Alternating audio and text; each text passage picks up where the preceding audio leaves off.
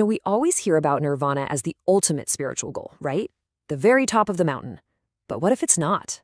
What if it's just the base camp for a much, much bigger journey? So let's really dive into that idea. It's pretty fascinating. What if enlightenment isn't actually the end of the road, but a gateway to something, well, something even more profound? That's exactly what we're going to explore.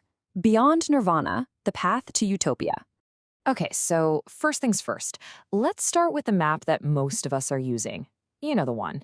The one that pretty clearly marks a finish line for the whole spiritual quest. And that finish line is almost always labeled Nirvana. It's seen as this incredible personal achievement, the total and complete end of your worries, your suffering. It's a state of absolute individual peace, the ultimate release. And honestly, that sounds amazing.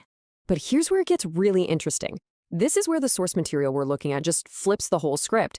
It suggests that this view, well, it might be a little incomplete. And it offers a whole new perspective, supposedly from Buddha Shakyamuni himself. And this is the quote that's at the very heart of everything we're talking about today. Nirvana is the end of your worries, but utopia lies even further. Just let that sink in for a second. It doesn't say nirvana isn't important. It just reframes it as a critical first step, but not the final one. So right away, we have this huge distinction.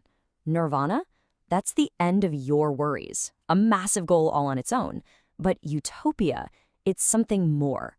So what on earth could possibly be beyond the end of all suffering? To get that, we have to go beyond just words and definitions. And the way this idea is explained isn't in some dry philosophical book.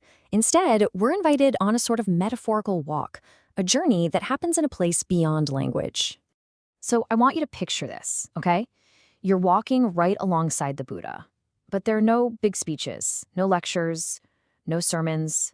Instead, the two of you walk together into this state of just absolute deep silence. And this isn't an awkward, empty quiet. No, it's a silence that's totally full of potential, a space where you can finally, truly listen.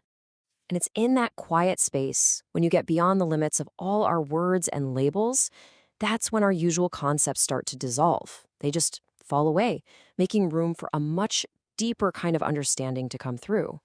And right there, on this silent walk, we're given this absolutely beautiful metaphor. It's meant to explain the limits of what can be taught and the true vastness of what can be understood.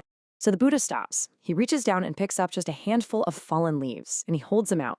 He explains that these few leaves in his hand, they represent everything he could ever possibly teach you using words.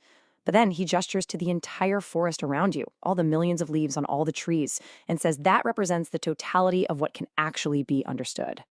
And wow, this visual just makes that idea so incredibly clear, doesn't it?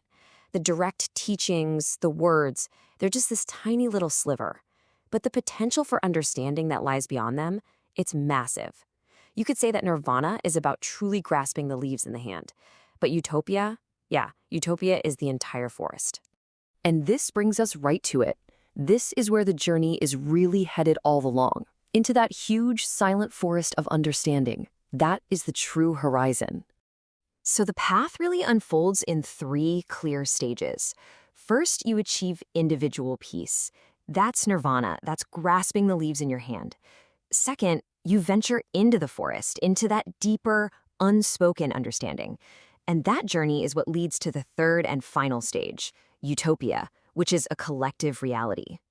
So here it is. The final, most important point. If nirvana is the absence of your own personal suffering, then utopia is the presence of a greater, shared understanding. See the difference? It's not just about you being at peace anymore. It's about being part of a world that's built on that vast, collective wisdom of the entire forest. And that's where we'll end it. Nirvana is like finding a beautiful, peaceful clearing at the edge of the woods.